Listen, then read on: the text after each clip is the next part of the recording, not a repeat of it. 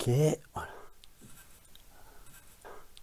Tu fais quoi là? Un selfie post-mortem de grand tonton pour mon Instagram. Ah ok, tu veux parler des photos post-mortem. C'est pas exactement ça le concept. Ah ouais, t'appelles ça comment? Cheese.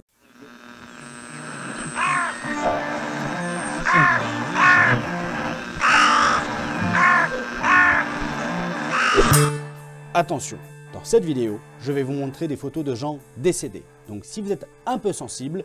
Ah, toi, tu vas parler du site de mon adolescence. Quoi? Bah oui, Rotten, le site gore. Ah non, désolé.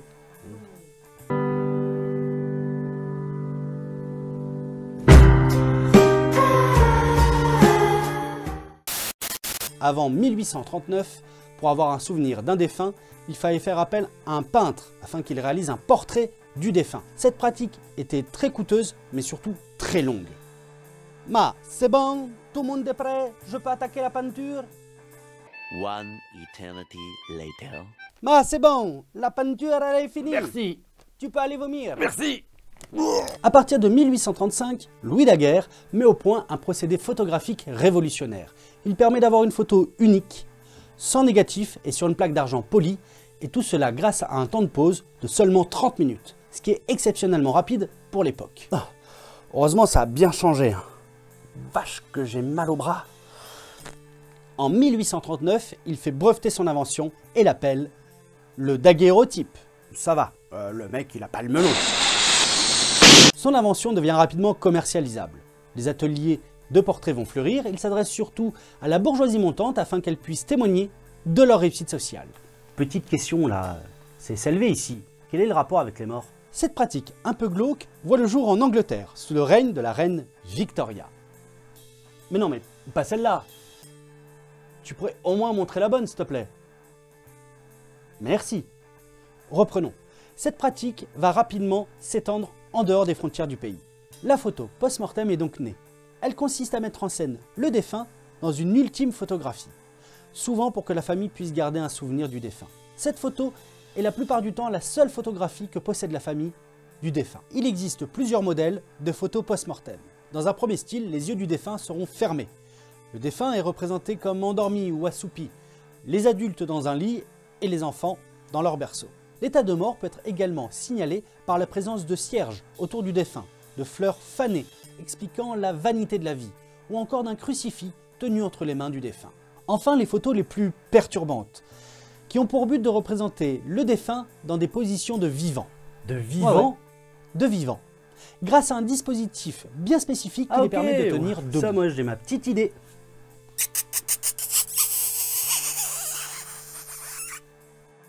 Non, pas tout à fait. Le dispositif est fait à base de tubes en métal. Ok.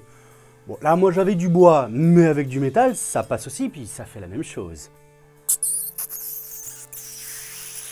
Arrête ça, arrête, tout de suite. Le dispositif est un peu plus complexe que ça. Ouais, mais moi, je préfère le mien.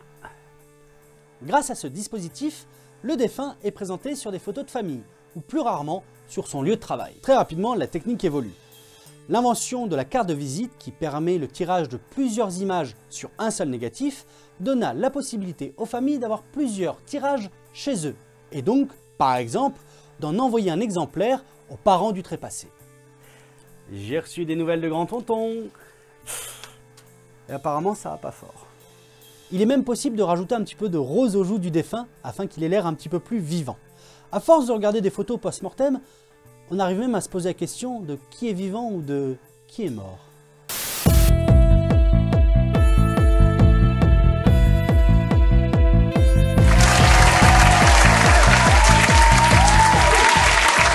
Merci à vous et merci à vous chez vous et bienvenue à Trouver le mort sur la photo. Et on accueille tout de suite notre premier candidat. Il est là, il est magnifique, il est formidable. Attention, c'est à toi. Ah, ils sont tous morts. La fille, debout, elle est morte. L'enfant, au sol, il est décédé. Là, c'est les anges de la réalité. Ils sont tous vivants, non? Ah là là, et non, malheureusement, c'est une mauvaise réponse. D'après leur encéphalogramme, ils sont bien tous décédés. Merci beaucoup et à bientôt pour Trouver le mort sur la photo. on explique l'arrêt de cette curieuse tradition par le développement de la photographie. De plus en plus de familles ont eu accès à un appareil photo directement chez eux, donc plus aucun besoin de faire appel à un photographe professionnel. Il est devenu même curieux et choquant de photographier un mort. Aujourd'hui, nous ne souhaitons plus voir la mort. Alors, lorsque nous pouvons voir des selfies sur les réseaux sociaux, où on peut apercevoir un jeune homme prenant la pose grand sourire à côté de grand tonton, grand tata dans son cercueil, on crie au scandale et c'est naturel. Pourquoi donc ressentir le besoin de s'exposer ainsi sur les réseaux sociaux? Est-ce la nouvelle manière de vivre son deuil? De partager sa tristesse? Ou même parfois sa joie? Quant à l'utilisation du swap face, Non. si je te jure, Alors là, j'hésite vraiment entre le génie ou l'idiotie. cherche pas, c'est de l'idiotie pure. Merci d'avoir regardé la vidéo, si elle vous a plu comme d'habitude, le pouce bleu et le partage. Moi je vous dis à la prochaine et à bientôt au Funérarium.